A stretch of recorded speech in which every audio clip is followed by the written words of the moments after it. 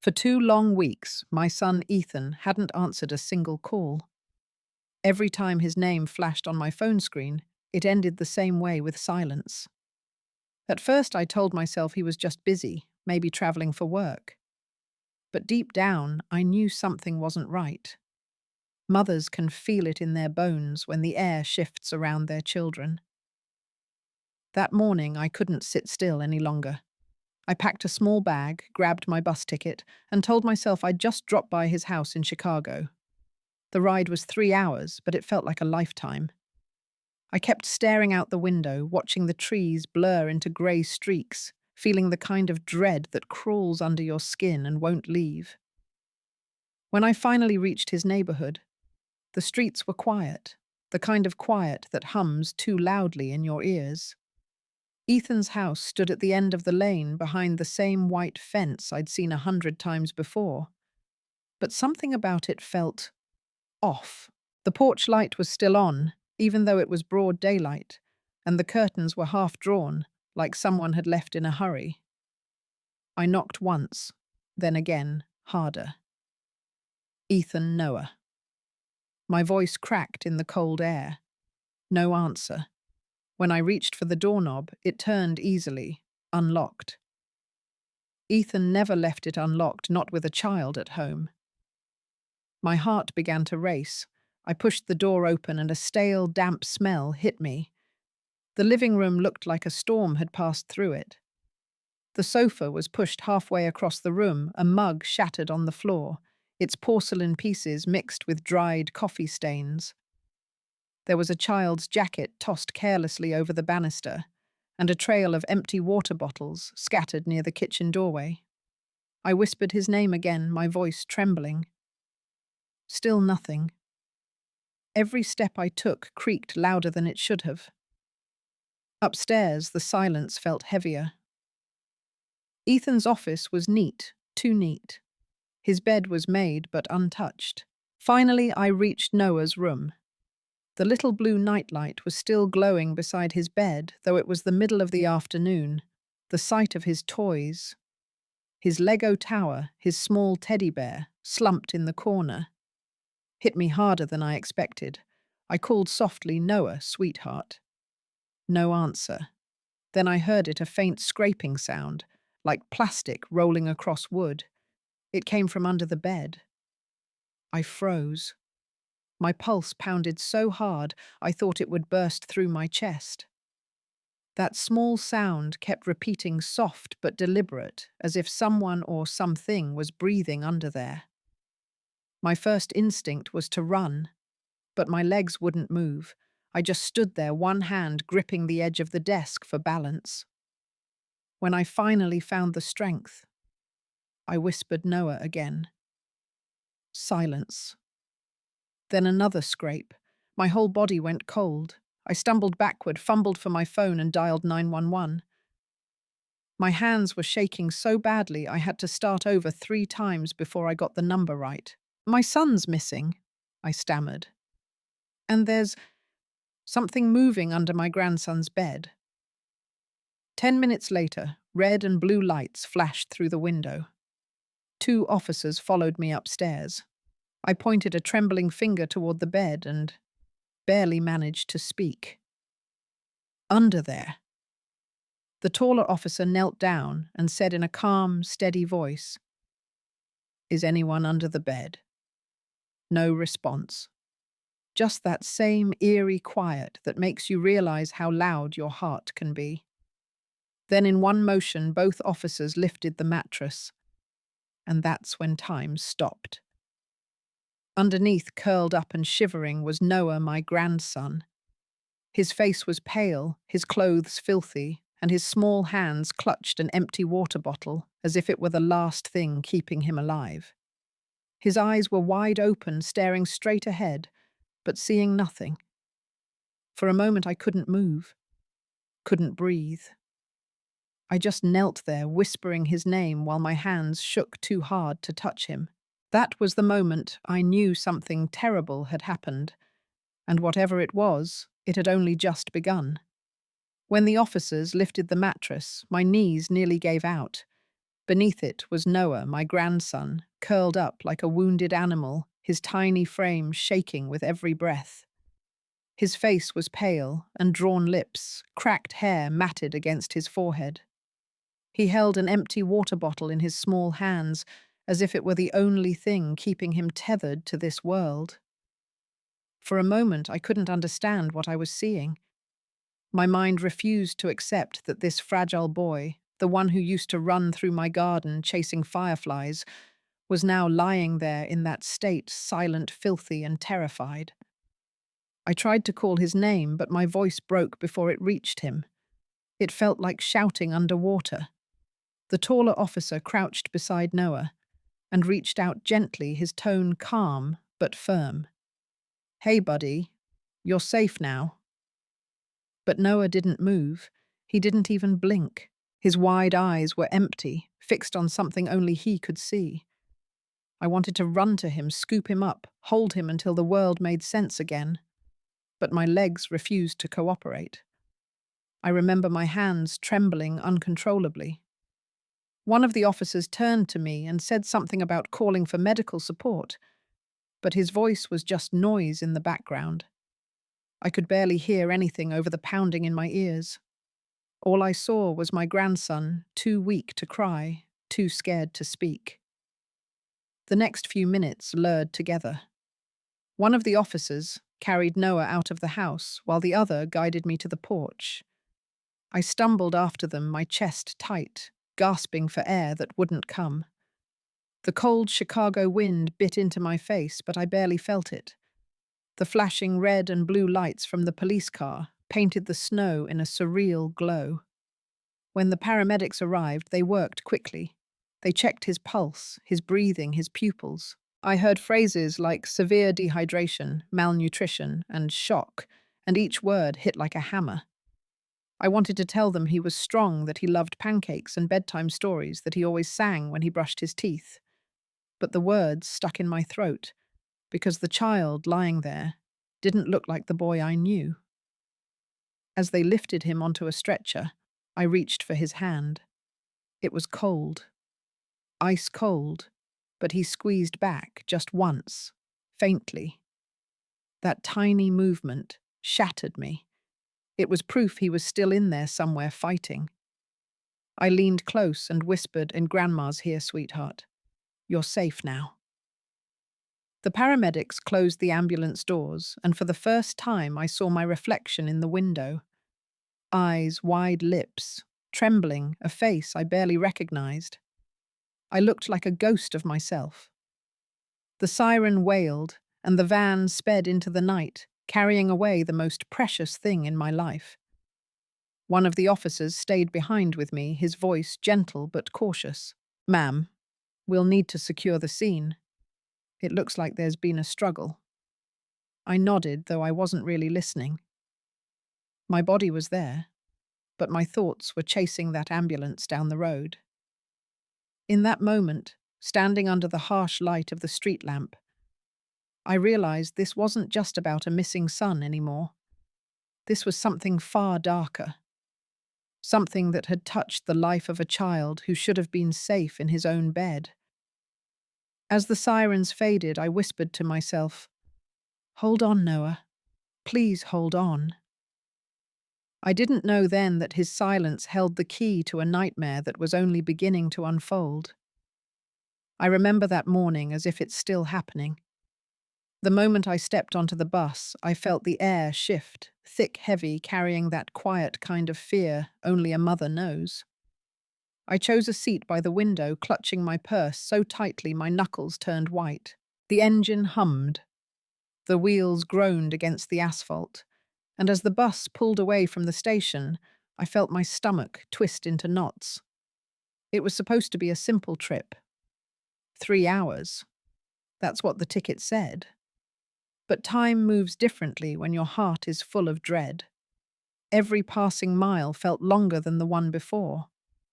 I kept telling myself I was overreacting, that maybe Ethan had just gone on a work trip, that maybe his phone was broken.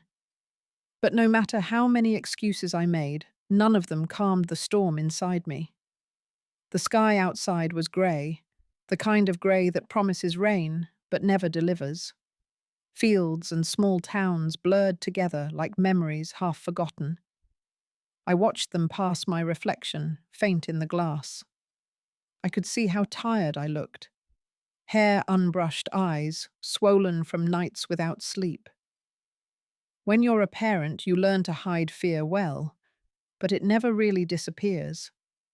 It just settles somewhere deep, until moments like this bring it roaring back to life. An older woman sat beside me, knitting a blue scarf. She smiled kindly, asked if I was visiting family. I opened my mouth to answer, but no sound came out. How could I tell her the truth? That I wasn't sure if my son was alive. So I just nodded and said, yes, family. It was the only word I could manage. Every bump in the road made my heart jump. I thought about Ethan's voice, the way he used to call me every Sunday evening, always starting with, "Hey Mum, guess what Noah did today?" Those words had filled my quiet house for years, but now silence had replaced them, and silence can be the loudest sound in the world. At one point, the driver turned on the radio.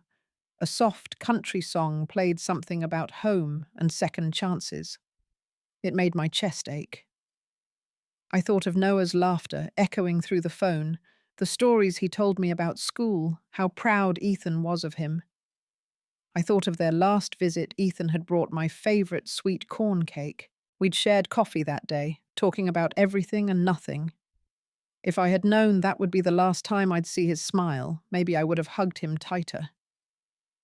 Halfway through the trip, rain began to fall. Soft at first, then harder, blurring the window until the world outside vanished. It was just me, the sound of rain, and the thud of my heartbeat in my ears. My hands wouldn't stop trembling. I tried to steady them by gripping the bus ticket, creased damp from sweat, as if it were proof that I still had control over something. A thought crept in, one I didn't want to admit. What if something terrible had already happened? What if I was too late? I pushed it away, but it stayed there, whispering quietly in the back of my mind. Fear does that. It doesn't shout. It lingers, waiting for your weakest moment.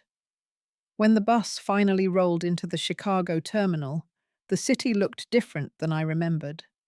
The sky was darker, the streets emptier, and even the air felt colder. I stepped off my legs, unsteady, my heart still racing. I told myself to keep moving. I had a long walk ahead to the neighborhood where my son lived, to the house I used to visit with joy.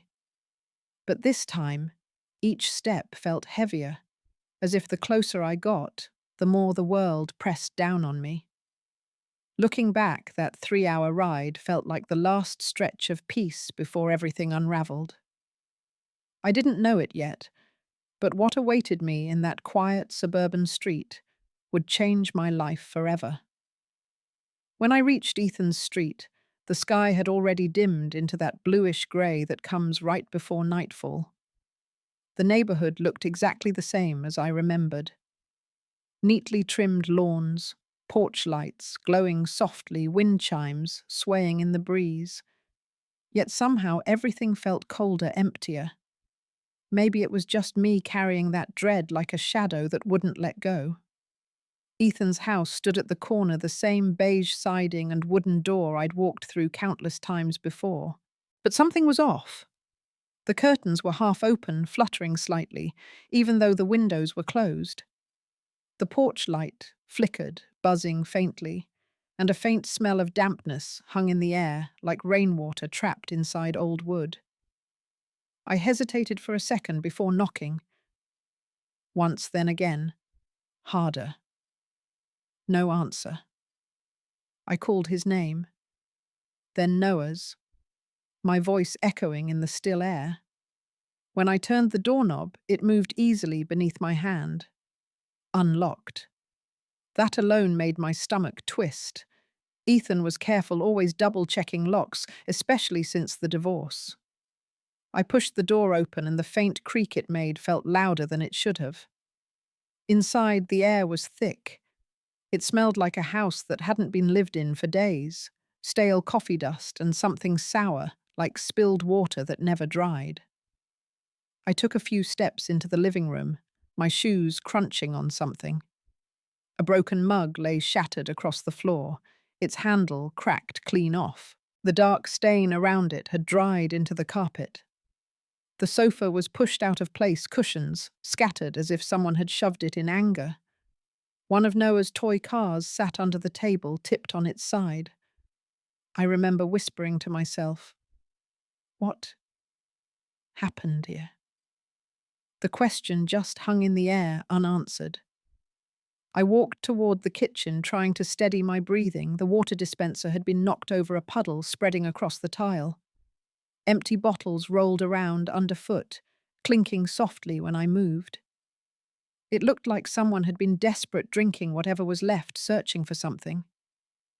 I crouched down, touching one of the bottles. It was bone dry. That's when the silence hit me.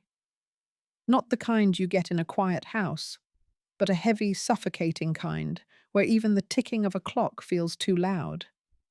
My chest tightened. Every instinct told me to leave. But something stronger, something maternal, kept me moving forward. Upstairs, the air was colder. I opened the door to Ethan's office first. It was spotless papers stacked neatly, the desk lamp still plugged in, but off. It didn't feel right. Ethan's office was always alive with mess, coffee rings on paperwork, a pen in his mouth, music softly playing in the background. But now it was sterile, like someone had wiped his life out of it. His bedroom was next. The bed was made smooth and untouched. The clock beside it blinked 12 and frozen, as if the power had gone out. I sat on the edge of the bed for a second, my hands pressed to my knees, trying to think. There was no note, no sign of packing, no hint of where he might have gone. Finally, I walked down the hall to Noah's room. The door was slightly ajar, and the faint glow of his nightlight spilled into the hallway. That soft blue hue made everything look ghostly. His toys were still scattered across the rug. Tiny action figures, building blocks, the half-finished Lego tower we'd worked on the last time I visited. For a moment, I could almost hear his laugh echoing in the back of my mind. But it vanished just as quickly, leaving behind a silence so sharp it hurt. I called softly, "Noah, sweetheart." My voice cracked mid-sentence. I took another step inside, scanning the room. Nothing moved. The curtains were drawn halfway, the air stale and unmoving. Then I heard it, a small sound so faint I almost thought I imagined it. A scrape, like plastic sliding against wood. It came again, a little louder this time, from under the bed. I froze. My breath caught in my throat. I stared at the space beneath the mattress, the darkness swallowing the light. My mind scrambled for logic. Maybe a pet, a toy falling. But I knew Ethan didn't have pets. The scrape came again. Slow, rhythmic. Every nerve in my body screamed at me to run, but my feet wouldn't obey. My heart pounded so hard I could hear it in my ears. I bent slightly, gripping the edge of the desk for balance, trying to steady my shaking hands. "Noah," I whispered, but there was no reply. Only that same soft, haunting sound beneath the bed. That was the moment when everything shifted inside me. The fear stopped being a thought and became something physical, alive. I backed away, fumbling for my phone with trembling fingers. The room seemed to spin as I dialed for help, praying someone would answer fast. Looking back now, I realize how fragile that moment was, how close I was to breaking completely. If you've ever walked into a place that once held laughter and now only holds silence, you'll know the feeling. It's like grief arriving early before you even know what you've lost. And though I didn't understand it then, that house was no longer just Ethan's home. It had already become a crime scene waiting to be discovered. The hospital lights were too bright. They made everything look sterile and unreal, as if the world had been scrubbed clean of warmth. I followed the paramedics down the hallway, my hands clutching the strap of my purse like it was the only thing keeping me standing. They wheeled Noah ahead of me, his small body swallowed by the white sheets. His hand hung limp at his side, an IV taped to his wrist. When we reached the emergency bay, the nurses moved fast, checking his pulse, his temperature shining a light into his eyes. I stood frozen in the doorway, afraid to breathe, afraid to interrupt. The room filled with the hum of machines and the sharp scent of antiseptic. I caught pieces of the doctor's words: dehydration, malnutrition, psychological trauma. Each one landed like a stone in my chest. I wanted to protest, to say they must be wrong. My grandson wasn't sickly or frail. He was the kind of child who laughed with his whole face, who used to climb onto my lap and tell me I made the best pancakes in the world. But looking at him now, pale and motionless under those fluorescent lights, it felt like that boy had disappeared into another world, one I couldn't reach. The doctor, a tall man with tired eyes, approached gently. "Ma'am, your grandson is stable, but his body's been through severe stress. He'll need fluids rest and careful monitoring." His tone was calm, but his expression said more than his words ever could. This wasn't just exhaustion. This was survival. They moved him to a quieter room where the rhythmic beep of the monitor filled the silence. I sat beside his bed, holding his cold hand between mine. His little fingers twitched sometimes, but his eyes never opened. I whispered to him softly, telling him stories about our garden back home, about the swing he loved. I told him that everything was going to be okay, even though I wasn't sure if I believed it myself. A young nurse came in to check his vitals. She smiled kindly and said, "He's a fighter. Kids are stronger than we think." I nodded, forcing a small smile, but I couldn't shake the fear pressing on my chest. I'd seen strong people before Ethan was one of them, and I knew even the strongest can break under enough pain. Hours passed in a blur. Doctors came and went. Someone brought me a cup of coffee that had long gone cold by the time I remembered to drink it. The room grew dim as night fell, but I couldn't bring myself to close my eyes. Every time I looked at Noah, I felt that familiar ache of guilt. If I had gone to Ethan's house sooner, if I had insisted on checking earlier, would things have been different? Late into the night, a woman in her 50s walked in, a psychologist, I later learned. She had soft eyes and a voice that carried calm. She pulled up a chair and spoke quietly, explaining that Noah's silence and blank stare were signs of acute trauma. "His mind is protecting him," she said, "but it'll take time before he's ready to talk about what happened. Right now, he just needs to feel safe." Safe. That word hit me harder than I expected, because the truth was he wasn't safe. None of us were not until I found out what had happened to my son. But I nodded anyway, letting her believe I understood. When she left, I brushed the hair from Noah's forehead and whispered, "You don't have to be brave right now, sweetheart. Just rest. Grandma's here." I sat like that for hours, listening to the slow rhythm of his breathing, watching the shadows on the hospital wall stretch and shift as the night went on. Somewhere deep inside, I knew that whatever had happened had changed him forever. It had changed me, too. But I also knew this: no matter how broken he was, I wasn't going to let him face this alone. The next morning, when the doctor returned, I asked the only question that mattered. When will he wake up? The doctor sighed, glancing at the monitor before answering. "Physically, he'll recover, but emotionally, that depends. Healing from something like this doesn't follow a schedule." I nodded slowly, my throat tightening, because what he didn't know was that I wasn't just waiting for Noah to open his eyes. I was waiting for him to lead me to the truth about what had happened in that house and what had become of my son.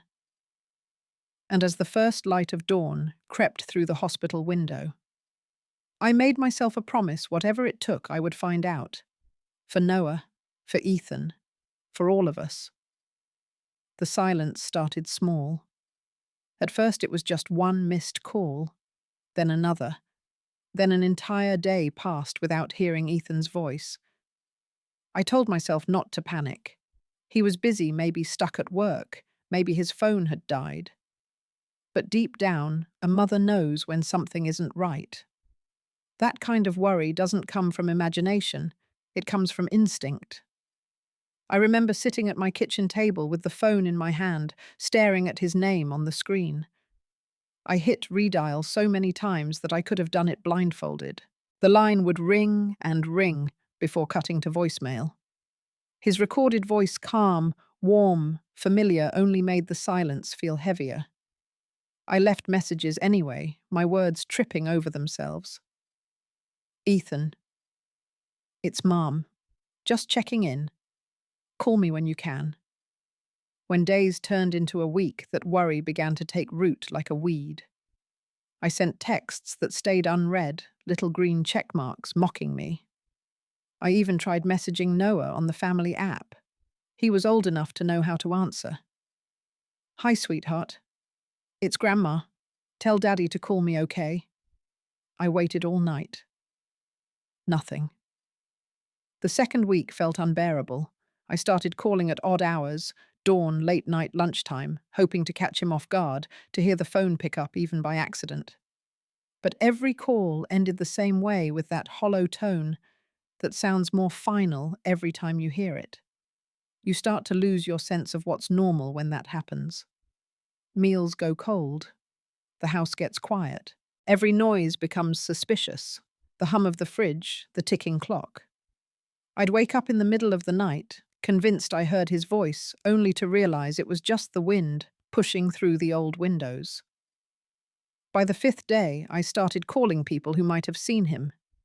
His friends sounded confused. I thought he was on vacation, one said. Another coworker mentioned he hadn't shown up all week. That's when the knot in my stomach turned into something else, fear. Real, paralyzing fear. I called everyone I could think of. Neighbors, old colleagues, even the barista at the coffee shop he liked. Most hadn't noticed anything strange except one woman, an elderly neighbor named Mrs. Rose, who lived across the street. Her voice trembled as she told me. The night of the storm, I saw a light turn on and off in Ethan's house. Just once. I thought maybe the boy couldn't sleep. That sentence haunted me. A light that flickered on and off during a thunderstorm in a house that should have been full of life. It played in my mind on a loop, each time sounding more ominous. What if it wasn't a child waking up, but someone else? What if something had already happened? The following nights, I barely slept.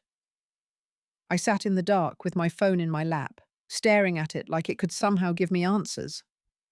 I tried to stay rational. People disappear for a few days all the time. Maybe he needed space. Maybe there'd been a misunderstanding. But those maybes start to sound weak when a mother's heart is screaming something different. I remember one morning, the sun barely rising, when I called again. The line rang once, then cut off. Not to voicemail, not to a busy tone, just silence. I can't explain it. But that silence felt different, as if the phone on the other end had been touched for the first time in days. That was when I decided I couldn't wait anymore. If you've ever gone through something similar, you know that helpless feeling, the tug between hope and dread. You tell yourself to stay calm, to trust the process, to give it one more day. But one more day becomes the excuse that keeps you from facing what you already know. So I stopped waiting. I grabbed my coat, packed a small bag, and bought a bus ticket to Chicago. The same city I once loved visiting because it meant laughter dinner with my son and bedtime stories with Noah. But this time, I wasn't going for a visit. I was going because I needed answers.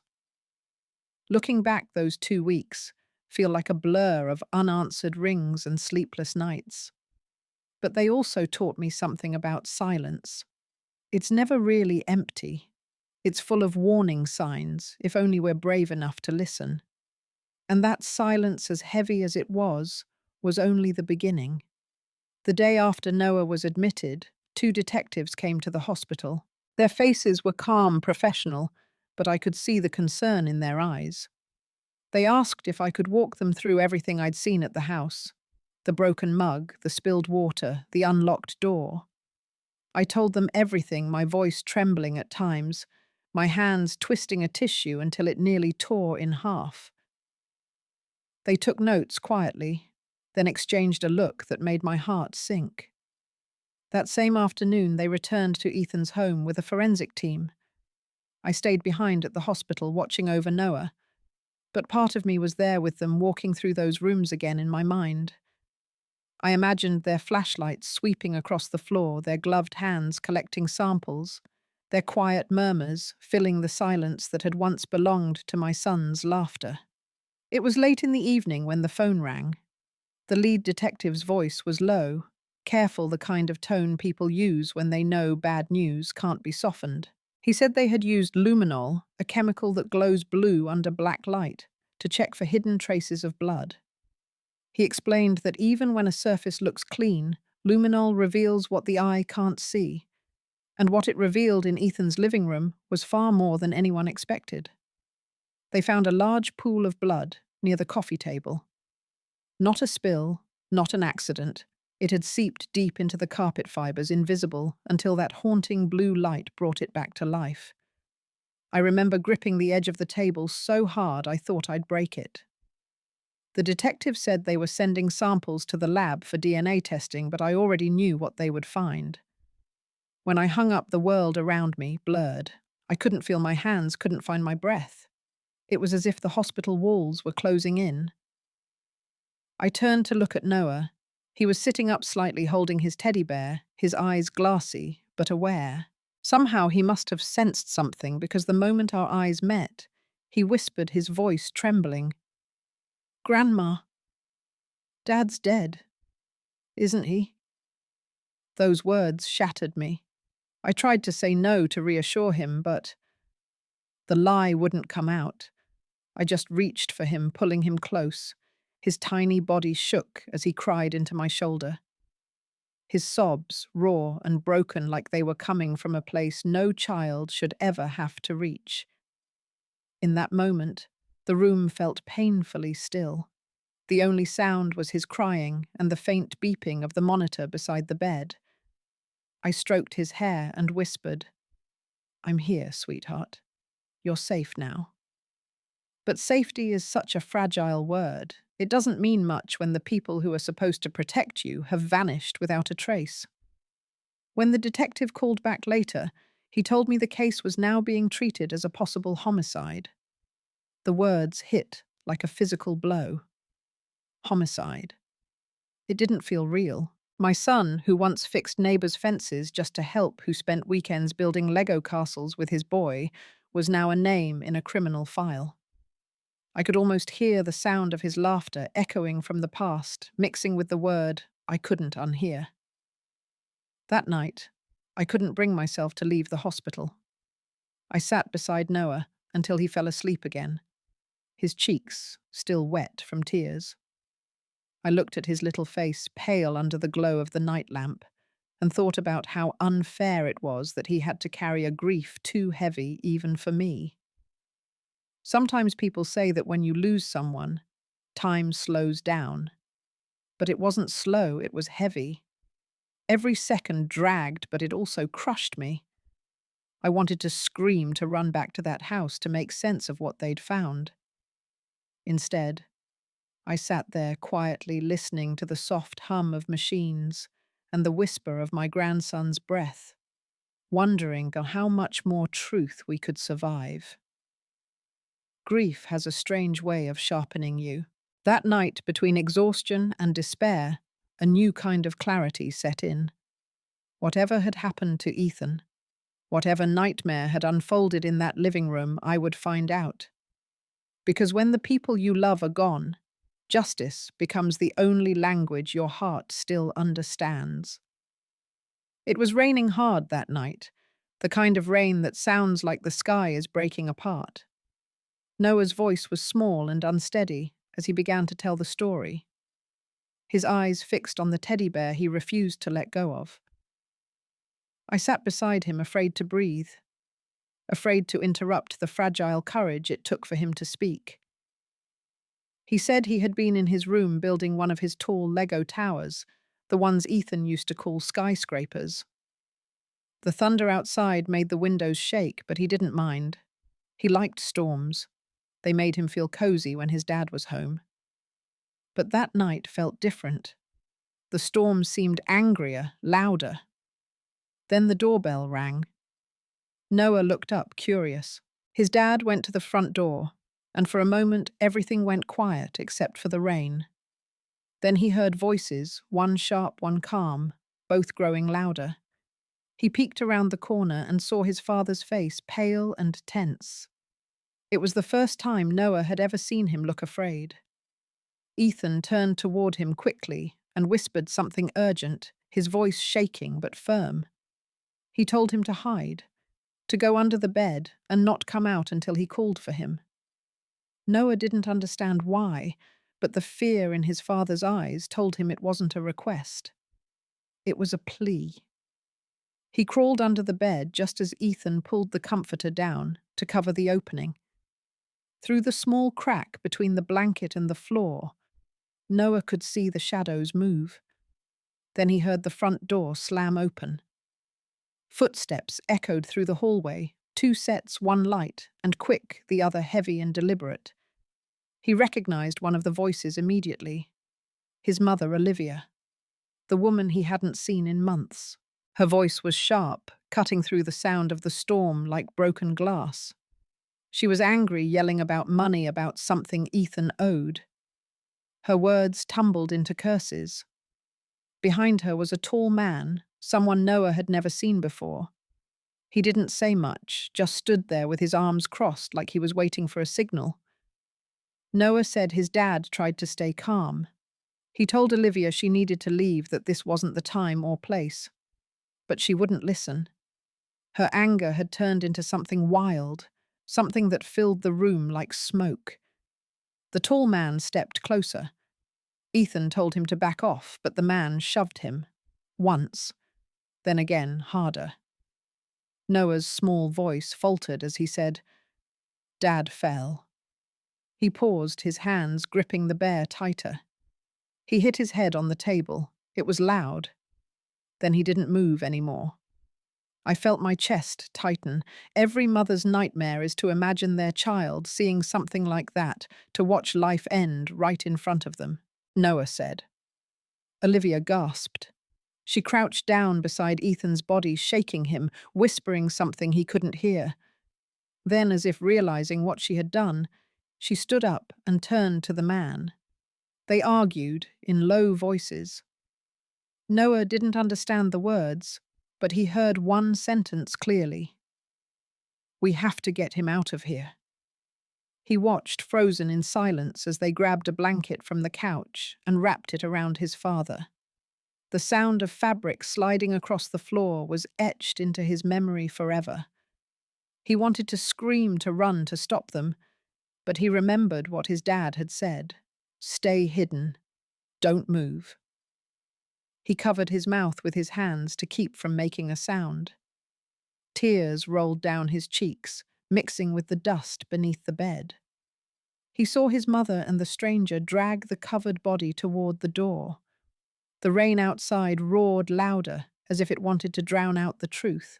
Noah said the last thing he heard before they left was his mother's voice, trembling now, saying, "No one will know." Then the front door closed. The house went silent again, except for the storm. He stayed under the bed for hours, too scared to move, waiting for his father's voice to call him out. But it never came. When the thunder finally faded, he crawled out, shaking and thirsty. The blanket was gone. The floor was smeared with something dark that had started to dry. He found an empty water bottle near the kitchen sink, filled it with the last drops from the tipped-over dispenser, and crawled back under the bed. That's where he stayed, curled up waiting for 2 endless days until I came. When he finished, the room was silent. Noah's voice had gone quiet, but his small shoulders still trembled. I sat there in shock, my hands cold, my throat tight. There are no words to describe hearing something like that come from a child you love. I reached out and pulled him close, his head pressing against my chest. "You're safe now," I whispered, though part of me knew that safety was just an illusion. Because the truth he had just spoken wasn't the end of this story, it was the beginning of a hunt for justice. Noah had done what his father told him to do. He stayed quiet. But now it was my turn to speak. The morning after Noah told his story, I sat in the hospital cafeteria with a cup of coffee that had gone cold long before I remembered to drink it. I kept replaying his words, every detail, every sound of that storm. The image of Ethan falling, the thud, the silence afterward haunted me like a movie I couldn't turn off. That was when my phone rang again. It was the lead detective. His voice carried a strange mix of exhaustion and purpose. He asked me to come to the precinct. "We've found something," he said. My heart skipped. I didn't know whether to feel hope or fear. Probably both. At the station, the detective led me into a small briefing room.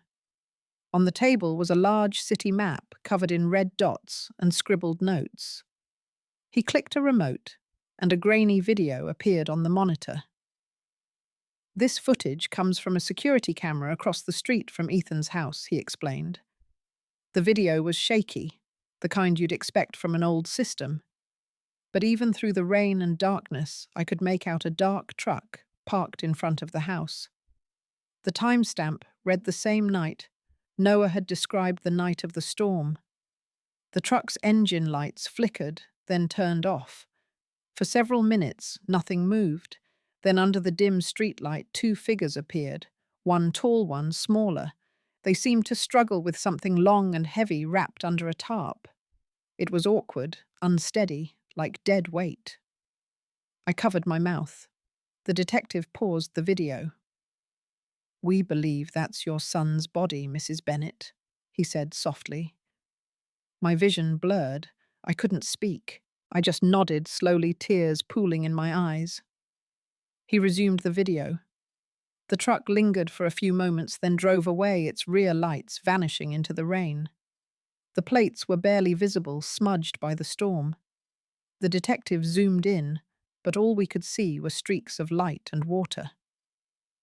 "We can't make out the numbers," he continued. "But the make and model match those used by a local loan shark ring that operates on the city's outskirts." The words "loan shark" hit me like a cold slap. I remembered what Noah said, his mother Olivia yelling about money. Suddenly the pieces started to fit together like jagged glass. The debts, the threats, the strange man she brought into the house. The detective pointed at another red dot on the map. "We've traced the same vehicle through 2 traffic cameras, leaving the neighborhood and heading toward the industrial district," he explained. "After that, it disappears off-grid. No further sightings." He leaned forward, his voice firm but empathetic. "We're not ruling anything out, but given the context of your son's financial records and Olivia's known associations, this is no longer just a domestic dispute. We're treating it as an organized crime case." I sat there in silence, staring at the map, my hands trembling in my lap. Organized crime. It sounded like something from the news, not from my family's life. But here it was real, cruel, and personal. "Mrs. Bennett," the detective said softer now. "I know this is hard to hear, but this new evidence gives us direction.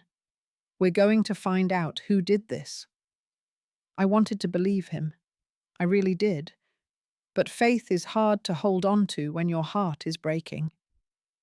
Still, his certainty gave me something to cling to, a thread of determination, thin but strong enough to keep me standing.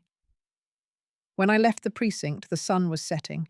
The sky was streaked with deep orange, the kind that makes the world look both beautiful and tragic. I stood by the bus stop, watching the cars pass, wondering if any of those drivers, Charles, knew how easily a normal day could turn into a nightmare. Back at the hospital, I found Noah asleep, his small hand clutching his teddy bear, his chest rising and falling softly. I brushed a strand of hair from his forehead and whispered, "We're going to find them, sweetheart. I promise." That night, as I sat by his bed, I couldn't stop thinking about that dark truck disappearing into the rain. Somewhere out there, it carried the truth about my son's last moments, and I made a silent vow. Right then, I wouldn't rest until I found it. Because when justice hides in the shadows, sometimes it takes a mother's light to bring it out.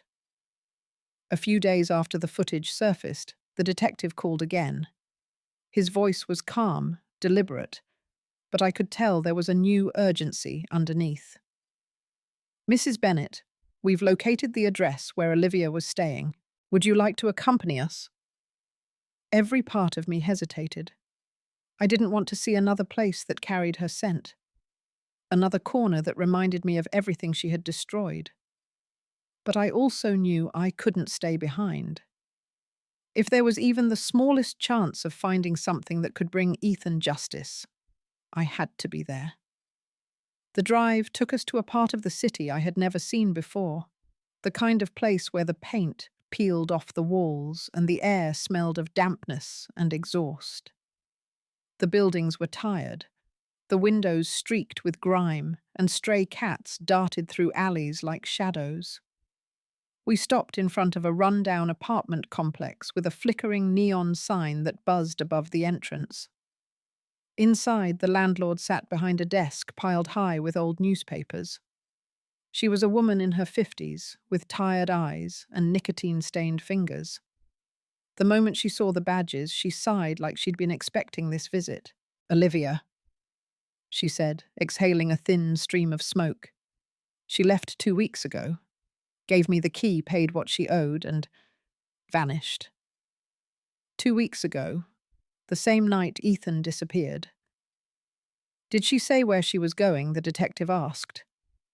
The woman shook her head. "No, but she was in a hurry. Packed everything into one big suitcase, looked nervous like someone was chasing her. Hired some guy to drive her out in the middle of the night. Didn't even look back." Her words made my stomach twist. I pictured Olivia's face, the woman I once welcomed into my family, the one who used to laugh in my kitchen while pretending to learn my recipes. Now all I could see was the person who had walked away from the ruins she created. As we turned to leave, the sound of heavy boots echoed from the end of the alley. A tall, rough-looking man appeared. His face was lined with scars, his leather jacket worn at the edges. He approached the landlord, his voice gravelly. "Is Olivia still here? She owes me a lot of money." The detective stepped forward, his tone sharp. "Who are you?" The man froze, his eyes darting nervously between the officers. "Name's Ramon," he muttered. "She promised she'd pay me back in 2 weeks. Said she was coming into some money soon. Now she's gone, and I'm the one left waiting." 2 weeks. The same phrase again. I felt the blood drain from my face. The detective and I exchanged a look, no words needed. Everything lined up too perfectly. Olivia's sudden visit to Ethan's house, her disappearance right after, and now this man saying she had a promise of money. It was all connected. Ramon shifted uncomfortably under the detective's gaze. "Look, I don't know what she did. Okay, I just want what I'm owed." The detective's tone softened, but his eyes stayed cold. "You'll want to take that up with the station. We'll need a statement." As they spoke, I stood there quietly trying to make sense of the chaos that Olivia had left behind. 2 weeks ago, she had stood over Ethan's body, And now she was out there somewhere running, hiding, probably convincing herself she could still get away with it. When we left the building, the air outside felt colder. The detective handed me a bottle of water from the car and said, "We'll find her. She's running out of places to go." I nodded, though I wasn't sure if he meant it to comfort me or himself. That night, sitting beside Noah's hospital bed, I couldn't stop replaying Ramon's words. She promised she'd have money in 2 weeks. My mind raced back to the early days of Ethan and Olivia's marriage, the joy, the promises, the life insurance policy. Ethan once proudly showed me saying he just wanted to protect his family. Now that same protection might have been the very thing that killed him. Sometimes evil doesn't show up wearing a mask. It wears a familiar face, speaks with a voice you once trusted, and says "I love you" before it turns away forever. As I watched Noah sleep, I made myself a promise. Olivia could run, but she couldn't hide from what she'd done. Not from me. Not from the truth. That night, after returning from the precinct, I sat in the quiet glow of Noah's hospital room. The world outside was dark, but my mind wouldn't stop racing. I kept thinking about what the landlord had said about Olivia's hurried departure, and Ramon's words. She promised she'd have money in 2 weeks. 2 weeks. That phrase had followed me like an echo through every conversation, every clue. And then in a rush of memory so vivid, it made me gasp. I remembered something Ethan once told me years ago, something that suddenly made everything make sense. It was after Noah was born. Ethan had come to visit me one Sunday afternoon, carrying a folder, and that proud, boyish grin he always had when he'd done something responsible. He told me he had taken out a life insurance policy. "Mum," he said, "I just want to make sure Olivia and Noah will be okay if anything ever happens to me." I laughed back then, told him he was too young to worry about things like that. But he insisted, saying that protecting his family gave him peace of mind. And that's when it hit me. He had never changed the beneficiary after the divorce. Olivia was still listed. The thought made my stomach twist. My sweet, responsible son, who only ever wanted to do the right thing, had unknowingly left a loaded weapon in the hands of the woman who destroyed him. The next morning, I called the detective. My voice shook as I explained what I remembered. He paused, then said, "That's a critical lead, Mrs. Bennett. We'll look into it immediately." I went with them back to Ethan's house. The police tape still hung across the front door like a wound that refused to heal. The air inside was cold and heavy, the kind that carried memories you could almost touch. The forensics team had already cleared out, leaving behind faint chalk marks and labelled evidence tags. We went straight to Ethan's study, a small, neat room lined with shelves and the faint smell of old paper. The detective and a young officer began searching through the drawers while I stood by the window clutching my shawl. Every sound, the rustle of folders, the scrape of a drawer tightened the knot in my chest. Then the young officer said softly, "Found something." He pulled out a blue folder, the same kind Ethan used to organize his paperwork. Inside were bank statements, bills, and finally a stapled packet with the insurance company's logo. The detective flipped it open, scanning quickly. Then he looked at me with an expression that said more than words ever could. "Her name's still here," he said. "Olivia Bennett, primary beneficiary." The room seemed to tilt. I grabbed the edge of the desk to steady myself. I wanted to scream, to tear the paper apart, but my voice wouldn't come. My son's love, his trust, had been twisted into a motive for murder. The detective placed a firm hand on my shoulder. "This explains everything," he said quietly.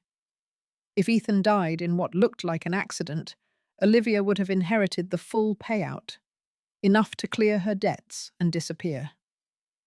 I nodded, but my body felt numb. In that moment, I realized how thin the line is between love and betrayal, how something created to protect can become the reason for destruction. Back at the hospital, I sat beside Noah's bed and watched him sleep. His breathing was calm, but his small hand still gripped the teddy bear tightly as if afraid to let go. I reached out and brushed his hair from his forehead. "Your dad did everything for love," I whispered. "He didn't know that love could be turned against him." People often say evil is complicated, that it hides in shadows, but I've learned it can also hide in plain sight, in a signature, in a promise, in a piece of paper, filed away and forgotten. That night I didn't sleep. I wrote Ethan's name over and over in my notebook, each time beneath one word, justice. Because now it wasn't just grief driving me, it was purpose. And I knew deep down that the truth we were uncovering was only the beginning. 2 days after the life insurance file was found, the detective called again. I could tell from the way he said my name that something had changed. His voice was steady, but behind it I could hear the weight of what he was about to tell me. "Mrs. Bennett." He said, "We've located a property tied to the Loan Shark Group connected with Olivia. It's an abandoned frozen goods warehouse outside the city. We're sending a unit there now." The moment he said warehouse, my heart dropped. I knew without needing to ask that this was the place where the trail ended. Still, I asked the question no mother should ever have to ask. "Do you think he's there?" There was a long pause before the detective answered quietly, "We'll know soon." The next few hours felt like a lifetime. I sat in the hospital waiting room staring at the vending machine without seeing it. Every sound, the buzz of the lights, the shuffle of nurses' shoes, the steady beep from a nearby monitor blended into one long, numb hum. I tried to pray, but the words didn't come. Instead, I just whispered his name over and over, as if saying it could somehow bring him back. When the phone finally rang again, I knew the answer before I picked up. The detective didn't waste time. "Mrs. Bennett," he said, his voice low, "we found a body." The words hung in the air, sharp and unreal. My mind refused to process them. I wanted to ask if he was sure, if there was still a chance it wasn't Ethan, but deep down I already knew. He asked me to come to the morgue for identification. My legs gave out, and I had to grip the side of the chair to steady myself. The ride there felt endless. The patrol car moved through the grey streets of early morning, the sky heavy with clouds. I sat in the back seat, clutching my shawl against my chest like armor. Outside the window, the city blurred a landscape of factories, warehouses, and highways, all cold and silent. Every turn felt like it brought me closer to something I couldn't bear to face. When we arrived, the building stood alone on a stretch of cracked asphalt, surrounded by weeds that had pushed through the concrete. The metal doors of the warehouse were rusted, and police tape flapped in the wind like a warning. I stepped out of the car, my breath turning white in the morning air. The detective walked beside me, quiet, steady. Inside, the air was bitter cold and smelled faintly of chemicals. The sound of our footsteps echoed through the vast, empty space. For a moment, I thought about how Ethan used to joke about hating the cold, how he'd wear 2 jackets in winter just to shovel the driveway. The memory hit me like a knife. We walked down a narrow hallway until we reached the morgue. A technician pulled back a curtain, revealing a metal gurney covered by a white sheet. The detective turned to me. "Take your time," he said gently. "But there is no time long enough to prepare for that." When they lifted the sheet, the world went quiet. His face was pale and still, his features softened by death, but unmistakably his. My son. My beautiful, kind-hearted boy. His lips, the same ones that once kissed my forehead before leaving for college, were now frozen in silence. I reached out but stopped short, afraid my touch would somehow break him. My knees gave out and I collapsed beside the table, whispering his name through the tears that blurred my vision. Ethan. The detective helped me into a chair, his voice low and careful. We'll handle everything from here. You've been incredibly strong. But I didn't feel strong. I felt hollow like a shell that used to hold a life. The medical examiner confirmed what I already knew in my heart. Ethan had died from blunt force trauma to the head, the same injury Noah had described from that night. The time of death matched perfectly with the storm. I closed my eyes as the words washed over me. There was no more doubt, no more searching. The truth had found us cold and merciless in that frozen warehouse. Back at the hospital later that night, I sat by Noah's bed holding his small hand in mine. He stirred in his sleep, murmuring something I couldn't understand. I brushed his hair gently and whispered, "Your dad's at peace now, sweetheart." But inside I made myself another promise. Peace would come only when justice did. Ethan deserved that. Noah deserved that. And I wasn't going to rest until I saw it through. Because a mother's love doesn't end where life does. It carries on even into the coldest places until it finds the truth. The next morning, the city was still grey when they called me back to the morgue for the official confirmation. I don't think I'll ever forget the sound of that phone ringing. It wasn't loud, but it carried the weight of something final. The detective's voice was gentle, almost hesitant, as he said, "Mrs. Bennett, we've completed the examination. We'll need you to come down for the formal identification."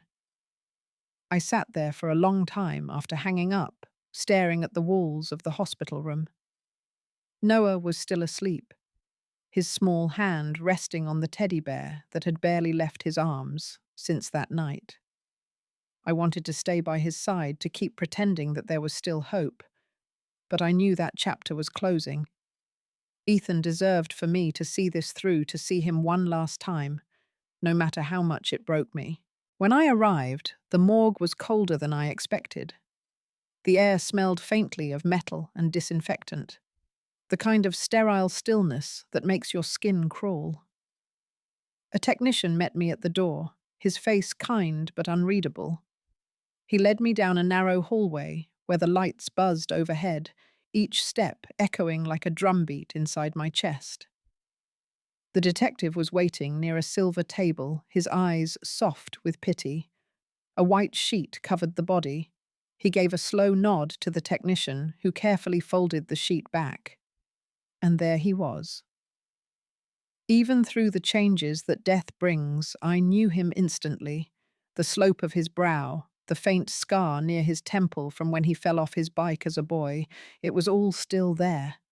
My Ethan, my baby, the boy I once rocked to sleep and sent off to his first day of school with a kiss on his forehead. I reached out my hand, trembling. My fingertips brushed the edge of the sheet, cold and rough against my skin. I whispered his name, not because I expected an answer, but because saying it out loud felt like the only thing holding me together. The medical examiner stepped forward, clipboard in hand. His tone was professional but respectful. "The cause of death was severe blunt force trauma to the head," he said quietly. "The impact fractured the skull and caused immediate loss of consciousness. Based on lividity and tissue cooling, the time of death matches the night of the storm." I closed my eyes as the words washed over me. There it was, proof of everything Noah had said. Confirmation of the horror my grandson had witnessed. It was no longer a mystery. It was truth, hard and cold as the steel beneath my son's body. For a moment the world faded away. All I could hear was the soft hum of the refrigeration units and the echo of my own breathing. It struck me then how fragile life really is, how a single moment, one act of rage or desperation, can erase an entire future. When the detective gently asked if I could sign the identification papers, My hand shook so badly that my signature came out jagged and uneven. I didn't even recognize my own handwriting, but I forced myself to finish. Because no matter how much it hurt, I needed this to be real. I needed to know that my son was no longer out there waiting, that he wasn't still lost in some dark place. As I walked out of the morgue, the morning light hit my face.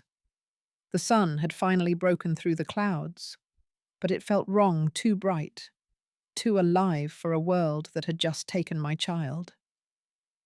I stood on the steps for a long time, letting the cold wind sting my cheeks. The detective came up beside me, his voice steady. "Mrs. Bennett, we'll move forward with the homicide charges. We have enough evidence now. I promise you we'll get justice for him." I nodded, but my voice failed me. Justice was the only thing left to fight for, the only thing that could keep me from collapsing completely. Back at the hospital that night, I sat beside Noah's bed again. He woke briefly, his eyes half open, and whispered, "Grandma." I took his hand and smiled through tears. "It's okay, sweetheart. Daddy's with the angels now." He nodded faintly, then drifted back to sleep. I sat there long after the sound of the heart monitor, steady and rhythmic.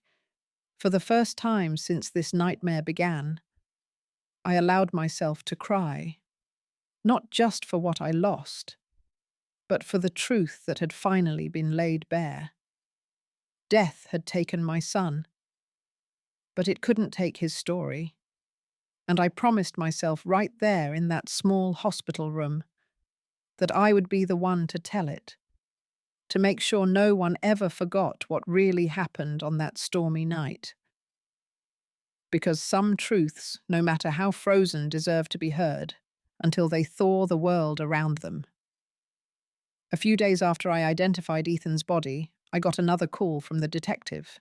His tone this time was different, steady, but charged with something that sounded like relief. "Mrs. Bennett," he said, "we have confirmation. The evidence we found in the truck has come back from the lab." I braced myself, gripping the edge of the table. I had learned by now that every sentence from him came with a new kind of heartbreak. He explained that the police had located the same dark truck from the security footage. It was abandoned near an old industrial park on the outskirts of the city, the kind of place that used to buzz with life, but now sat forgotten, surrounded by rust and silence. Inside the truck bed, they found a tarp, a blood-soaked blanket, and a woman's jacket, Olivia's. For a moment I couldn't speak. The image of it hit me like a blow. The same blanket I had probably seen 100 times in Ethan's house now turned into evidence of horror. The detective went on carefully, as if choosing each word mattered. "We ran DNA tests on the stains found on the blanket and the truck bed. The blood matches Ethan's, and the jacket's fibers and hair samples match Olivia's DNA. It was official. Proof. Cold, scientific truth. The kind that left no room for denial, no space for hope." I didn't know whether to cry or to scream. Part of me had been begging for closure, but when it finally came, it didn't bring peace. It just made everything more real. I could see it so clearly now, the storm, the struggle, the weight of the blanket dragging across the floor, the rain masking their escape. The detective told me that with this evidence, the case had shifted completely. It was no longer just a murder investigation. It was an airtight prosecution. "We're filing for Olivia's arrest warrant today," he said. His voice carried a quiet determination, the kind that comes from knowing justice is finally within reach. I thanked him, though the words felt small compared to the weight of what he had just told me. After hanging up, I sat in silence for a long time. The hospital window was open slightly, and a breeze carried in the faint sound of cars passing outside. Life went on out there, ordinary and steady, while mine had been split in two before and after. I looked over at Noah. He was awake this time, sitting up in bed, and staring out the same window, lost in thought. When he turned to me, his voice was quiet but certain. "Grandma. They found her, didn't they?" I hesitated. How do you tell an 8-year-old that the woman who gave him life took his father's away? But then I realized he already knew in the way only children who've seen too much can know. "They found proof," I said softly. "They know what she did, and they're going to make sure she can't hurt anyone again." He nodded slowly, then looked down at his hands. "Dad can rest now," he whispered. That simple sentence broke me more than any evidence ever could. Later that night, when the nurse dimmed the lights, I sat beside his bed, replaying everything in my head. The flashing blue lights, the tarp, the cold warehouse, the white sheet. The pieces finally fit together, but the picture they formed was one I never wanted to see. Yet beneath all the grief, I felt something new, stirring. Not peace, not yet, but resolve. The kind of quiet strength that comes from knowing the truth is finally in the light. The blood-stained blanket, the jacket, the DNA, they weren't just evidence. They were proof that Ethan's story would not disappear into silence. Proof that love, even in the face of betrayal, can become something stronger, justice.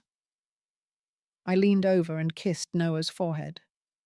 "We did it," I whispered. "Your dad's truth is safe now."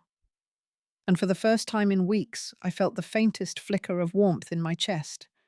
Not happiness, but something close. The kind of feeling that reminds you that even after the coldest storms, the light always finds a way back in. It happened 2 days after the lab confirmed the DNA match. The detective called again. His voice sharper this time, edged with momentum. "Mrs. Bennett." He said we brought Ramon in for questioning. He cracked. I froze where I stood. The hospital phone pressed tightly to my ear. For weeks, I had heard only fragments of truth pieces, scattered like broken glass. But now the man who helped destroy my son's life was finally talking. The detective explained that they had picked Ramon up near the same industrial area where the truck had been found. He hadn't gone far, maybe because he didn't think he had to. Men like him always believe they can outsmart the law until the truth starts staring them in the face. Inside the interrogation room, the detective told me Ramon had tried to play tough at first. He leaned back in his chair, shrugged, said he didn't know anything about a murder, just a favor for a friend. But when they showed him the photos, the blood-soaked blanket, the jacket, the truck, his face went pale. He tried to argue, said Olivia told him it was just a job, that she needed help getting rid of something before her son woke up. He swore he didn't know it was a body until it was too late. The detective leaned forward, looked him straight in the eye, and said, "You carried that body. You drove that truck. You knew exactly what you were part of." Ramon's tough guy act didn't last long after that. They said his hands started shaking. He rubbed his face, muttered something under his breath, and then it all came spilling out. He told them Olivia had been desperate. Her debts had piled up, the loan sharks were circling, and she was drowning. She'd been promising everyone money, Ramon included, swearing that soon she'd have a big payout. When he asked her how, she just said, "Don't worry. It's all legal. I'm just cashing in what's mine." But the night of the storm changed everything. Ramon admitted Olivia called him in a panic, said she needed help cleaning up a mistake. When he arrived, she was shaking her eyes wild, and Ethan was already lying on the floor. She told him it was self-defense, that things had gotten out of hand, that she just needed to make him disappear. Ramon said he didn't believe her, not really, but he also didn't care. She offered him $5,000 cash she didn't even have yet to help her move the body. Together, they wrapped Ethan in a blanket and carried him to the truck. The rain was coming down so hard that night, the streets were empty. The thunder covering the sound of everything they did. They drove out of the city and found an old warehouse one Ramon used before for business. He admitted that's where they left the body still wrapped on the cold concrete floor. When he asked what would happen next, Olivia said quietly, "Once the insurance clears, we'll both be fine." That was her plan all along. Kill the man who loved her, hide his body, and wait for the check to arrive. The detective paused when he told me this, maybe to give me time to breathe. But I couldn't. I felt something heavy pressing against my chest, as if my heart couldn't hold the truth it had been waiting for. Ramon's confession tied everything together. The debts, the truck, the missing money, the insurance. It was the final piece of the puzzle. He agreed to testify in exchange for a lighter sentence, though no sentence could undo what he'd done. When I hung up the phone, I sat for a long time in silence. Noah was asleep, his breathing steady, his little hand resting in mine. I looked at him and realized how fragile life is when greed and fear take control. Olivia had once been part of our family. I had welcomed her into my home, cooked her favorite meals, even held her hand when she cried after giving birth to Noah. How does a person turn that kind of love into something so monstrous? The answer, I suppose, lies in desperation, the kind that corrodes your soul until you can't tell right from wrong anymore. But even then, choice remains. And Olivia had made hers. That night, for the first time, I felt something close to closure. The truth had finally come into focus. But closure doesn't mean peace. It means understanding what happened, even when it breaks you. As I turned off the bedside lamp, I looked at Noah and whispered, "We're almost there, sweetheart. Your dad's story is being told." And for the first time in a long while, I believed that justice wasn't just a promise, it was coming. It happened on a Wednesday morning just as the city was waking up. The detective called again. His voice brisk, but carrying a quiet note of triumph. "Mrs. Bennett," he said, "we've got her. Olivia's in custody." For a moment I couldn't breathe. Those 4 words, "we've got her," rang in my ears like the closing of a long, unbearable chapter. I sank into the nearest chair, my hand trembling as I clutched the phone. It didn't feel like victory. It felt like the air finally coming back after being held for too long. The detective explained that Olivia had been caught in a small town near the Illinois-Wisconsin border. She was trying to get new identification documents, preparing to leave the state. When officers arrested her, she was sitting in a run-down DMV storefront, wearing a borrowed coat and dark glasses, her hair dyed a cheap copper red. She'd already signed the paperwork under a false name. She was running just like everyone expected she would. But you can only outrun guilt for so long.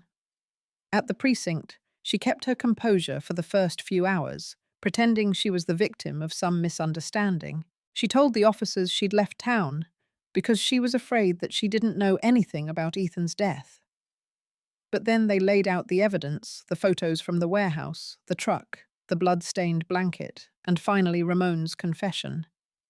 That was when her calm began to crack. She asked for water, then a lawyer, then silence. By the end of the interrogation, she had stopped talking altogether. But she didn't need to. The evidence spoke for her. The prosecutor wasted no time filing charges: first-degree murder and insurance fraud. Both felonies. Both punishable by life in prison.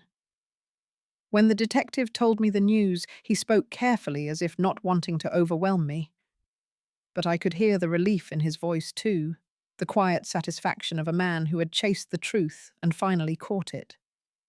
I thanked him, though the words felt small and fragile compared to what he'd given me. Justice. The word itself felt heavy, unfamiliar. I wasn't sure if I believed in it anymore, but hearing it out loud made something deep inside me settle, like a wound starting to close. Later that afternoon, I sat by Noah's bed and told him gently, "They found your mum." His eyes flickered, searching mine for what that meant. I didn't go into details. Some truths are too heavy for a child to carry. The police will take care of everything now, I said softly. You don't have to be afraid anymore. He didn't speak. He just leaned against me, quiet, his small body pressing into my arm.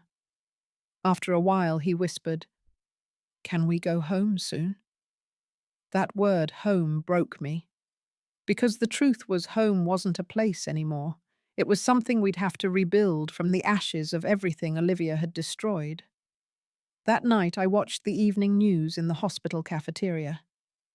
Olivia's mugshot flashed across the screen, pale, tired eyes, hollow. The headline read, "Local woman arrested for husband's murder insurance fraud scheme exposed." I thought about the woman I once knew. The one who smiled at family dinners, who kissed Noah's forehead goodnight, and how greed had turned her into a stranger. Some people think justice brings closure, but it doesn't. It brings clarity. And sometimes clarity hurts even more. Because now I had to live with the full picture, the choices, the lies, the irreversible loss. But as I walked back to Noah's room, I realized something else. The fear that had lived inside me for weeks. The fear of not knowing, of losing everything, was finally gone. In its place was something stronger. Resolve. When I tucked Noah in that night, I whispered, "It's over now, sweetheart. You're safe." He nodded, already half asleep.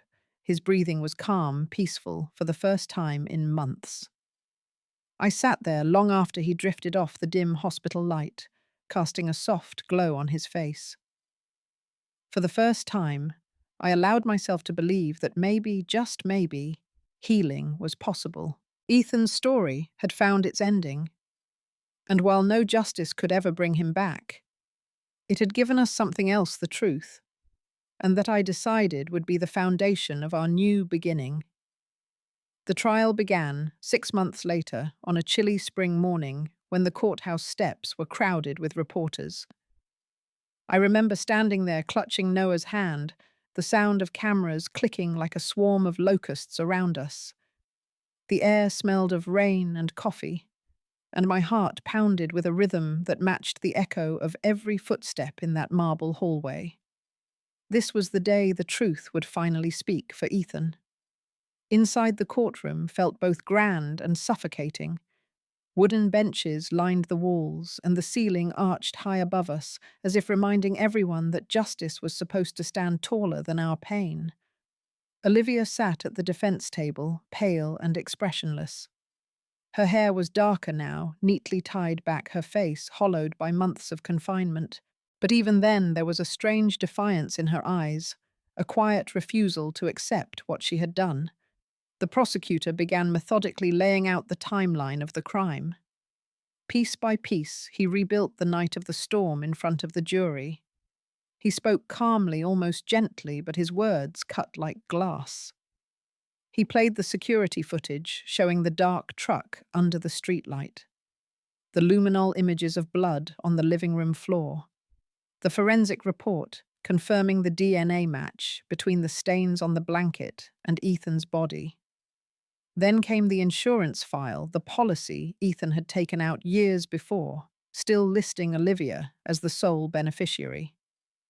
Each piece of evidence fell into place like dominoes, leading inevitably to the same conclusion. This wasn't an accident. It was greed. And then they called Noah. I thought I was ready for that moment. But when I saw my grandson walk to the witness stand, small and brave in his tiny blue jacket, my breath caught in my throat. He looked so much older than his years, steady, serious, carrying the weight of truths no child should ever have to speak. The courtroom went silent as he told his story. His voice trembled at first, but the more he spoke, the stronger he grew. He described the thunder, the shouting, the crash. He told them how his father had told him to hide, how he'd seen his mother and a strange man drag the body away under a blanket. When he finished, the room was so quiet that even the hum of the fluorescent lights felt loud. Some jurors wiped their eyes. Others looked down, unable to meet his gaze. Then it was Olivia's turn to speak. She stood up, her voice rising in desperation. "I didn't mean to kill him," she cried.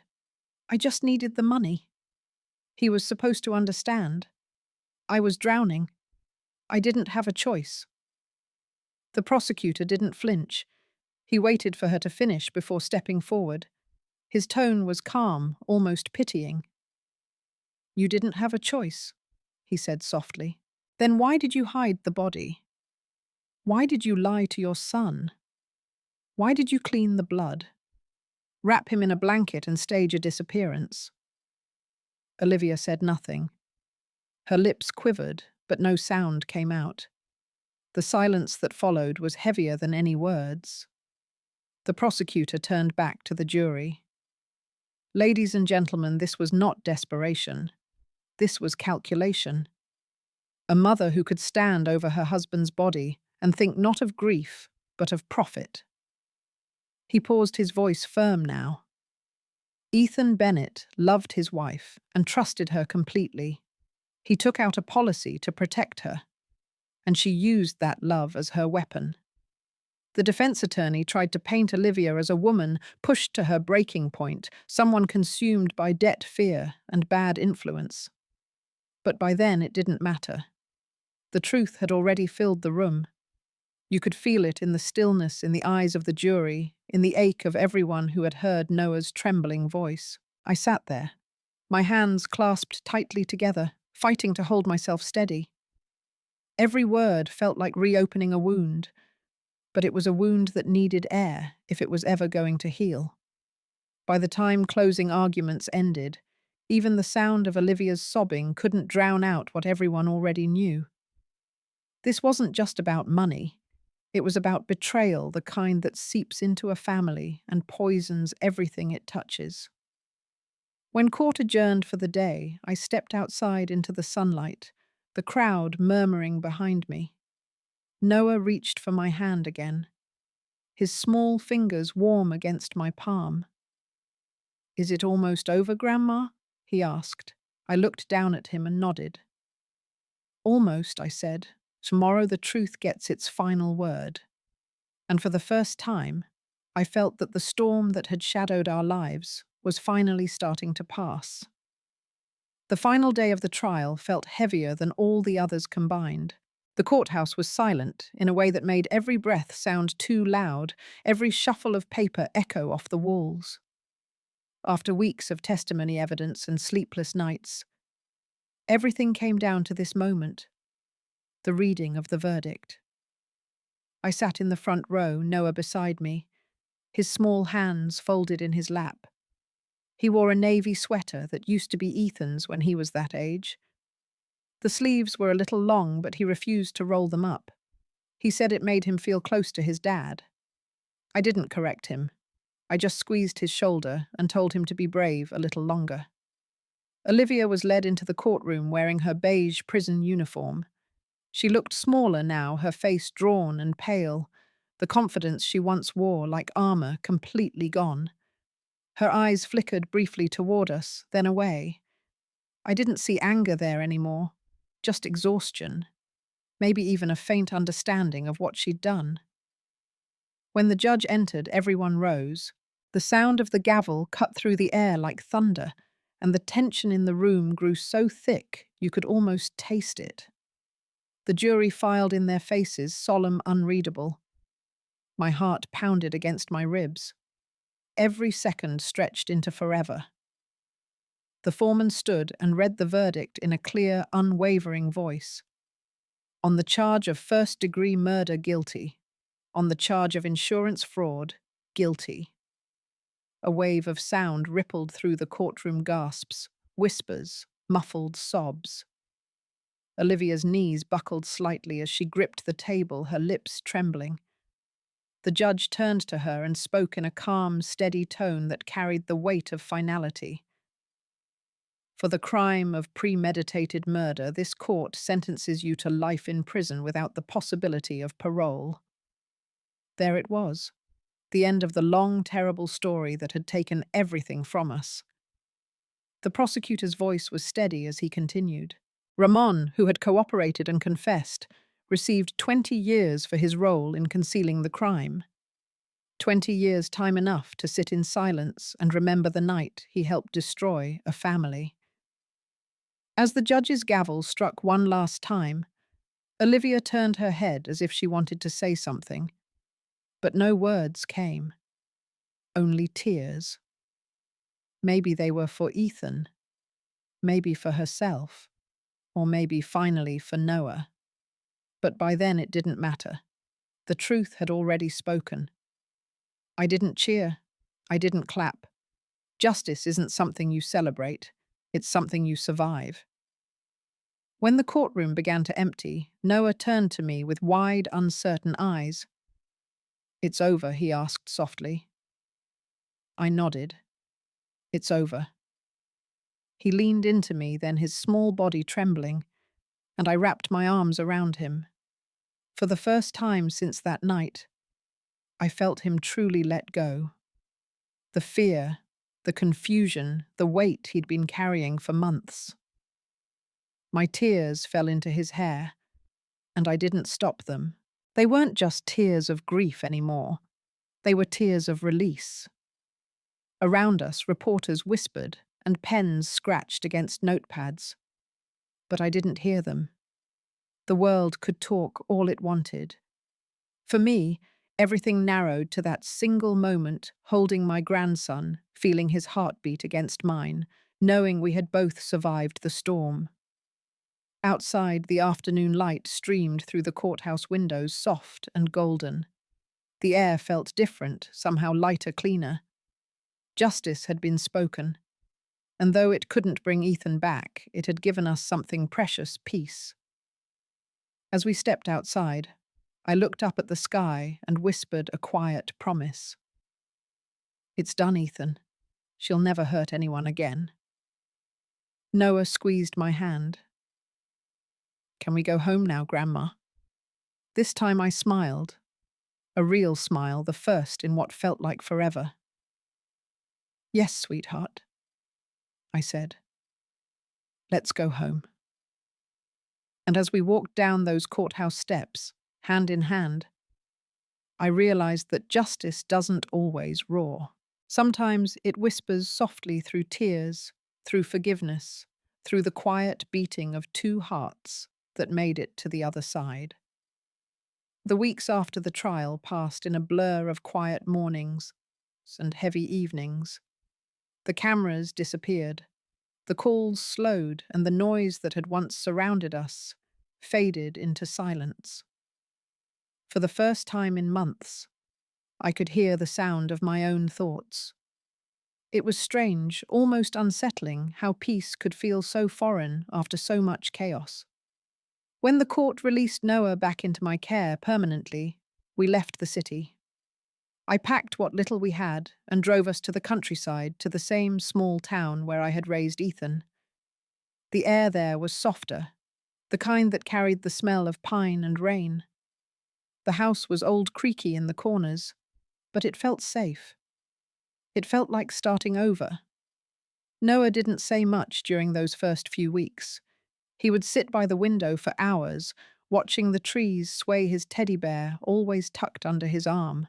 Grief had made him quiet in a way that words couldn't fix. But slowly, with time and patience, small pieces of light began to return. I enrolled him in therapy with a child psychologist in town. The doctor was gentle and kind, with a voice that reminded me of the sound of rain on the roof. She told me healing wasn't a straight road, it was more like a path through the woods, uneven, but leading forward. Some days Noah came home from those sessions quiet and tired. Other days he talked a little more, his words soft but clear. We filled our days with small rituals of comfort. Pancakes on Saturday mornings, gardening in the backyard, reading old storybooks that Ethan used to love when he was Noah's age. At night before bed, we would light a candle on the porch and sit in silence for a few minutes. It wasn't a prayer. Not exactly, it was more like a moment of remembering. I told him stories about his father. Not just the tragic parts, but the warm ones. The way Ethan used to sing terribly in the car. How he always burned the toast, but refused to admit it. How he built a treehouse that leaned so much. We called it the Tilted Tower. Noah would smile, sometimes laugh. And in those small, fleeting moments, I could see Ethan's spirit alive in him. One afternoon, I found Noah in the yard, hammering a few crooked nails into a piece of wood. "What are you building?" I asked. He looked up at me, his face serious but calm. "A birdhouse," he said. "Dad liked birds." I felt something catch in my throat. It was such a simple act, but it carried so much meaning. That little birdhouse became our first shared project, a symbol of everything we were trying to rebuild. Not perfectly, but honestly. Seasons changed. Winter came with its long nights and soft snow, and then spring followed bright and forgiving. The first morning that flowers bloomed, Noah ran outside barefoot, his laughter echoing across the yard. I stood at the doorway watching him spin in the sunlight, and I realized I was smiling without forcing it. Healing doesn't mean forgetting. It means learning to live with what happened, and still choosing joy when it comes. It means finding love again in places that once felt broken. Sometimes on quiet evenings I still talk to Ethan. Not out loud, just in my heart. I tell him about Noah's progress, about how he's learning to smile again, about how we're both doing our best. I like to think he hears me somewhere, that he knows his little boy is safe. One night, as Noah and I sat on the porch watching fireflies, he leaned against me and whispered, "Grandma, do you think Dad can see us?" I smiled, my eyes stinging just a little. "Yes, sweetheart," I said softly. "I think he sees us every day." He nodded, satisfied, then pointed at a bright star in the sky. "That one's him," he said. "He's not Sen anymore." And I believed him. The house once filled with echoes of loss now carried laughter again. It wasn't the same as before. It was quieter, deeper, more fragile, but it was real, and that was enough. As I watched Noah chase fireflies under the fading light, I finally understood what healing really meant. It wasn't about erasing the pain. It was about learning to carry it gently without letting it define us. We had started over, not from nothing but from love, the only thing strong enough to survive everything that came before.